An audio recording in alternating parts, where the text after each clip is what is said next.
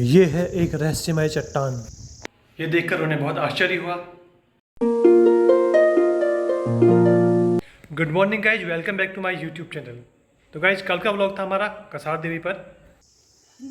हमने किए थे कसार देवी मंदिर के दर्शन और उसके आसपास मंदिरों के दर्शन, और हमने जाना था स्वामी विवेकानंद के कसार देवी से आध्यात्मिक कनेक्शन के बारे में।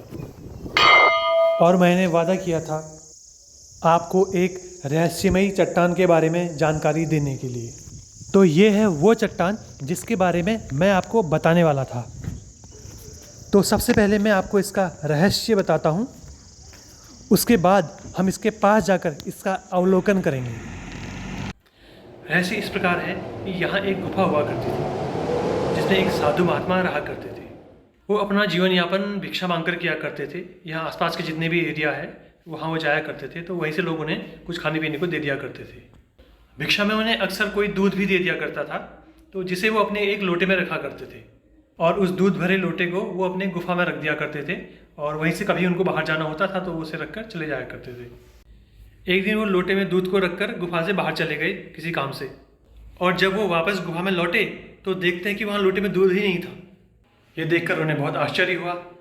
अगले दिन वो फिर से बाहर गए दूध को वैसे ही लोटे में रखकर, और जब वापस आकर उन्होंने देखा तो फिर से लोटे में दूध गायब था। ये सिलसिला कई दिनों तक चलता रहा ऐसे ही। वो आते, दूध रखते और चले जाते, वापस आते, फिर दूध गायब हो जाता। जब वो बहुत परेशान हो गए इस बात से, तो उन्होंने सोचा कि इसका पता लगाया जाए।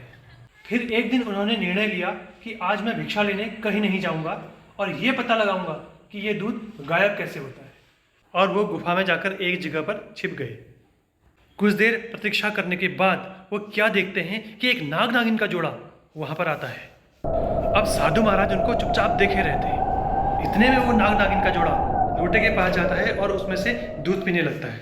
ये सब देखकर साधु महाराज आश्चर्य में पड़ जाते हैं और उनको क्रोध भी बहुत आता है। वो समझ जाते हैं कि नाग नागिन ही लोटे में रखे दूध को पी जाते हैं, और क्रोध में वो उस नाग नागिन के जोड़े को श्राप दे देते हैं कि तुम जहाँ पर हो वहीं पर पत्थर के बन जाओ। और वो नाग नागिन श्राप के प्रभाव से उसी समय पत्थर के बन जाते हैं। और यही वो चट्टान है जिसमें नाग नागिन पत्थर के बने थे, और जिसके अवशेष आप देख सकते हैं। इस चट्टान के पीछे का जो भी रहस्य था या जो भी कहानी मैंने आपको बताई, वो मुझे यहाँ के लोकल लोगों द्वारा सुनाई गई थी, और उनका ये कहना है कि उनको ये घटना उनके बुजुर्गों द्वारा बताई गई थी, और ये घटना उनके बुजुर्गों की आंखों देखी है, ऐसा वो लोग कहते हैं।